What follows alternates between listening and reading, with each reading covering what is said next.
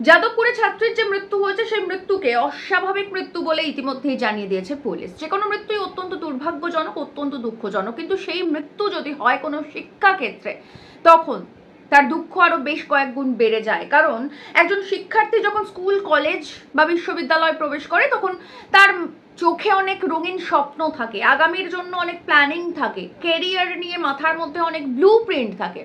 তো সেই সব কিছুকে ছাপিয়ে গিয়ে যদি একজন মানুষের জীবন হঠাৎ করে থেমে যায় পড়াশোনা করতে করতে, সেটা অত্যন্ত যন্ত্রণার। আর সেই যন্ত্রণার দায়ভার আমরা যারা ঠিক এর আগের প্রজন্মটা, মানে এখন যারা পড়াশোনা করছে তাদের আগের প্রজন্মটা, কোথাও গিয়ে আমরা সেই দায়ভার একেবারেই এড়াতে পারি না। কারণ আমাদের কিছু দায়িত্ব থাকে, কারণ আমরা সেই সঠিক পরিবেশটা, শিক্ষাক্ষেত্রে যে সঠিক পরিবেশ পাওয়া উচিত ছিল সেই সঠিক পরিবেশটা কোথাও গিয়ে আমরা ওদেরকে দিয়ে আসতে পারিনি।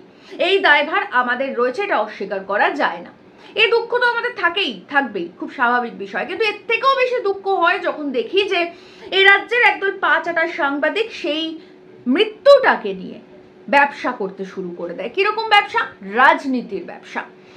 যখন দেখি আমরা যে এই মৃত্যুটা কিভাবে হলো, কেন হলো, তার প্রশাসনিক গাফিলতি, তার নিরাপত্তার ফাঁক ফোকর নিয়ে কথা না বলে সব থেকে বেশি গুরুত্বপূর্ণ হয়ে ওঠে সিসিটিভি ফ্যাক্টর। এখন ব্যাপারটা হচ্ছে যে সিসিটিভি, এটা আমি গতকালও বলেছিলাম, আবারও বলছি, সিসিটিভি নিশ্চয়ই দরকার। সিসিটিভি থাকলে দুর্ঘটনাটা কেন ঘটেছে বা কোনো হত্যা হলে কে ঘটিয়েছে এগুলো আমরা জানতে পারি। কিন্তু সিসিটিভি প্রশাসন নয়, সিসিটিভি এই অপরাধ আটকাতে পারবে না, সিসিটিভি এই অপরাধের বিচার দিতে পারবে না।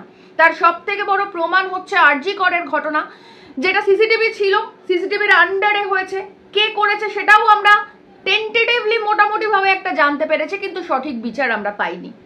ঠিক একই রকম ভাবে গতকাল দক্ষিণেশ্বর মেট্রো স্টেশনে একটা হত্যার ঘটনা ঘটেছে। একজন ব্যক্তি আরেকজনকে ছুরি মেরে হত্যা করেছে। এখন দক্ষিণেশ্বর মেট্রো স্টেশন মানে সেটা তো সিসিটিভির আন্ডারে, তো সেখানে তো এই দুর্ঘটনা ঘটেছে। অর্থাৎ সিসিটিভিটা কোনো প্রিভেনশন নয়, সিসিটিভি নজরদারি চালাতে পারে, যে নজরদারির মাধ্যমে ক্রিমিনালকে আইডেন্টিফাই করা যেতে পারে। কিন্তু প্রশ্ন হচ্ছে যে ওই ক্রিমিনাল ওই অপরাধটা করার থেকে সিসিটিভি বাধা দিতে পারে না, এবং ওই ক্রিমিনালকে কোনো রকম ভাবে শাস্তিও সিসিটিভি দিতে পারে না, সেটা দিতে পারে একমাত্র প্রশাসন। আর যখন দেখি যে জেল খাটার 2 টাকার সাংবাদিক, যখন দেখি শুধুমাত্র ধর্মবিদ্বেষ তৈরি করার জন্য একটা টিভি চ্যানেল খোলা হয়েছে, সেই চ্যানেলের যারা শুধুমাত্র টাকা রোজগার করার জন্য ধর্মবিদ্বেষের খেলা খেলে, তারা যখন নিজেদের সাংবাদিক বলে, সেই সাংবাদিক 700 কোটি টাকা ব্যাংক ফ্রড করা জেল খাটা আসামের চ্যানেলের সাংবাদিক যখন যাদবপুর নিয়ে প্রশ্ন তোলে, যাদবপুরের মেধা নিয়ে প্রশ্ন তোলে, যাদবপুরের মান নিয়ে প্রশ্ন তোলে, তখন এ রাজ্যের মানুষ হিসেবে আমরা একটু লজ্জা পাই। কিন্তু প্রশ্ন হচ্ছে যে এদের যাদবপুর নিয়ে এত রাগ কেন? তার কারণ হচ্ছে যাদবপুরে যারা পড়াশোনা করেন তারা আসলে গোটা পৃথিবীতে সমাদৃত। যাদের মেধা কখনোই তৃণমূল কংগ্রেস বা বিজেপিকে সমর্থন করবে না, সেই সমস্ত মানুষরা যাদবপুরে পড়াশোনা করে বা যাদবপুরে শিক্ষকতা করেন। তো খুব স্বাভাবিকভাবে এই যে তৃণমূল কংগ্রেস আর বিজেপির 5-8 সাংবাদিকরা, তাদের এই যাদবপুরের উপরে ক্ষোভ জন্মাবে, ঠিক যেভাবে জেএনইউর উপরেও এদের ক্ষোভ জন্মাচ্ছে। কি হচ্ছে ঘটনাটা হচ্ছে যে এই সরকারি বিশ্ববিদ্যালয়গুলোকে কোথাও গিয়ে মানুষের থেকে ডিটাচ করে দেওয়া হচ্ছে। আমরা কয়েকদিন আগে পর্যন্ত শুনতাম যে জেএনইউ মানে নাকি টুকরে টুকরে গ্যাং, সেখানে নাকি ভারত বিদ্বেষী কথা বলা হয়। একই রকম ভাবে যাদবপুরের ক্ষেত্রেও কিন্তু বারবার করে মাওবাদী, গাঁজা খাওয়া হয়, নোংরামি করা হয়, এই সমস্ত বলে বলে আসলে মানুষের থেকে ডিটাচ করে দেওয়ার চেষ্টা চলছে। কেন চলছে? কারণ যাদবপুর সরকারি বিশ্ববিদ্যালয়, সেখানে ভর্তি হলে এই যে বেসরকারি যে সমস্ত স্কুল কলেজগুলোকে প্রমোট করছেন মমতা ব্যানার্জি, প্রমোট করছে তৃণমূল কংগ্রেসের সরকার, ঠিক যে কারণের জন্য উচ্চ মাধ্যমিকের পরে 3.5 মাস ধরে সরকারি কলেজগুলোতে অ্যাডমিশন করানো হয়নি, ঠিক যে কারণের জন্য এই রাজ্য থেকে 8,000 সরকারি বাংলা মাধ্যম স্কুল বন্ধ করে দেওয়া হচ্ছে, ঠিক সেই কারণের জন্য যাদবপুর সম্পর্কে একটা নেগেটিভিটি তৈরি করা হচ্ছে আর তৈরি করছেন মমতা ব্যানার্জির এই সমস্ত পা চাটা সাংবাদিকরা। মাথায় রাখবেন, যাদবপুর এখনো পর্যন্ত মেধার ভিত্তিতে ভারতবর্ষের 1 নম্বর বিশ্ববিদ্যালয়। কোনো একটা দুর্ঘটনা ঘটেছে মানে সেই বিশ্ববিদ্যালয়ের সমস্ত ছাত্রছাত্রী খারাপ, সমস্ত মেধা খারাপ, এরকম হতে পারে না। আর সত্যি সত্যি যদি এরা যাদবপুর সম্পর্কে এতটা কনসার্ন হয়, তাহলে এই সাংবাদিকরা কখনোই ছাত্র সংসদ নির্বাচন নিয়ে সওয়াল করে না কেন? ছাত্র সংসদ নির্বাচনের জন্য দাবি করতে গেলে যখন গাড়ির চাকায় রীতিমতন পিষে মারতে চায় শিক্ষামন্ত্রী ব্রাত্য বসু, তখন এরা কোনো অন্যায় দেখে না কেন? শুধুমাত্র সিসিটিভি হলেই যাদবপুরের সব সমস্যার সমাধান হয়ে যাবে? এটা হতে পারে?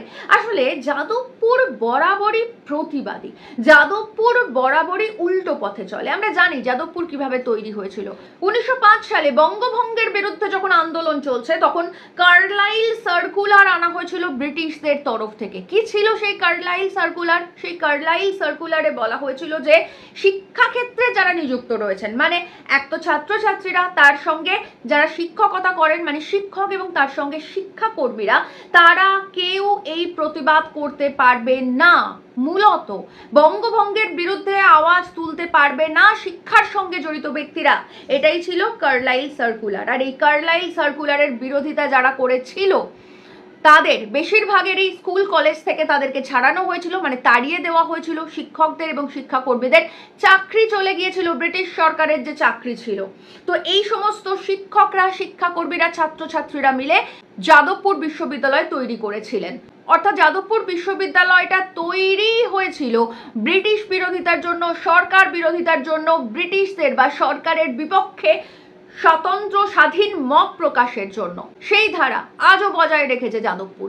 একটা সময় যারা ব্রিটিশদের বিরুদ্ধে লড়েছে, এখন তারা তৃণমূল এবং বিজেপির বিরুদ্ধে লড়ছে। খুব বেশি ফারাক নেই যদিও, ব্রিটিশদের সঙ্গে তৃণমূল এবং বিজেপির সরকারের খুব বেশি পার্থক্য আমরা অন্তত খুঁজে পাই না। যাই হোক, আমরা আবারও যাদবপুরে আসি। তো যাদবপুরে যে দুর্ঘটনা ঘটেছে তা অত্যন্ত যন্ত্রণার, অত্যন্ত খারাপ, অত্যন্ত দুঃখজনক, কোনো সন্দেহ নেই। কিন্তু সেটার জন্য সিসিটিভি একমাত্র দায়ী নয়, সেটার জন্য নিরাপত্তা দায়ী, সেটার জন্য প্রশাসন দায়ী। ঠিক যেভাবে আরজি করের ঘটনা ঘটেছে তার জন্য প্রশাসন দায়ী, ঠিক যেভাবে কসবা ল কলেজের ঘটনা ঘটেছে তার জন্য প্রশাসন দায়ী, এবং একই সঙ্গে দক্ষিণেশ্বরে যে ছুরি মারার ঘটনা ঘটেছে সেটাও সিসিটিভির আন্ডারে ঘটেছে, সেটার জন্য প্রশাসন দায়ী।